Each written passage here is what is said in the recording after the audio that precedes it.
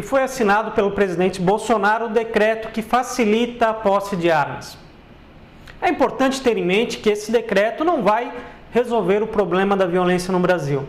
Agora, o decreto trata de um direito e de uma garantia fundamental, a possibilidade da legítima defesa. A atuação da polícia não é onipresente. Os números de efetivo dos policiais estão longe de ser o ideal. Então, vamos pelo básico. Se o Estado não protege, ele não pode proibir o cidadão de ter a possibilidade de igualdade de força com os criminosos. Outra coisa, a gente exerce a nossa liberdade com responsabilidade. É isso que precisa prevalecer. Eu digo isso para aqueles que alegam que haverá aí uma onda de assassinatos entre vizinhos por conta de motivos banais e tal. Eventuais excessos devem ser punidos, da mesma forma com automóveis, por exemplo.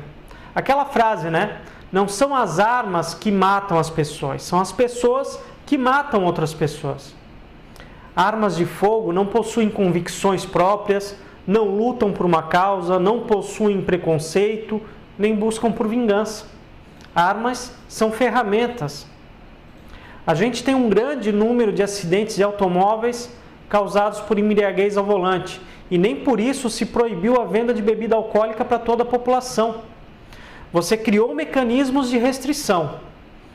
O que falha ainda, mas se tem apurado cada vez mais, é a questão da punição a quem causa um acidente estando embriagado. É o que a gente chama de responsabilidade. A gente tem que começar a pensar as leis do ponto de vista moral, do direito natural, das garantias que as pessoas têm frente ao Estado. As pessoas gostam de usar os Estados Unidos como exemplo, mas aqui mesmo na América do Sul, nós temos dois países que podem servir também como exemplo para essa questão. O Uruguai é um país onde a população tem acesso às armas e com níveis de criminalidade baixíssimos. E temos a Venezuela, que a população está desarmada, como o país mais violento da América Latina. O Brasil também aparece no ranking global, mesmo com o Estatuto de Desarmamento em vigor. Então, para a gente ver que não é por aí. Você pode até ser contrário à posse de armas, mas precisa reconhecer que as políticas públicas de combate à violência nos últimos anos falharam. O decreto assinado pelo presidente vem de encontro com a vontade popular manifestada lá no referendo de 2005, que foi ignorado na época pelo Congresso e pelo então presidente Lula. Você é a favor da proibição do comércio de armas e munição no Brasil? Essa era a pergunta na época. E mais de 60% da população votou não.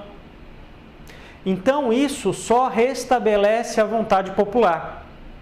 Não é a solução definitiva para a criminalidade, mas junto com uma série de outras medidas de endurecimento e de combate ao crime que o governo já sinalizou que está disposto a adotar, com certeza iremos produzir resultados positivos. E só para reforçar, né? Aqui no Brasil, os estados com mais armas registradas não estão na liderança do ranking de criminalidade, por exemplo. Será que isso é só coincidência?